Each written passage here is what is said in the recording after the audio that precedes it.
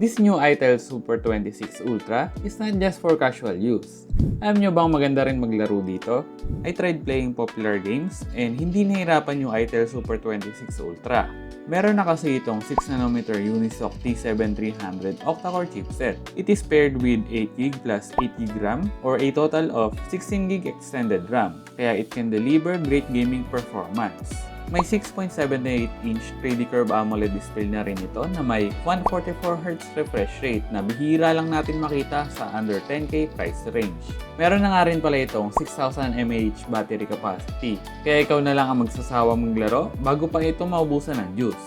Meanwhile, sabi ni itel is meron na rin daw itong 2 years of major OS updates kaya pang matagalan na rin. It is now available sa TikTok shop ng itel Philippines for only 9,399 pesos SRP. And paniguradong mabibili nyo pa ito ng mas mura sa dami ng sale and promos ngayong December.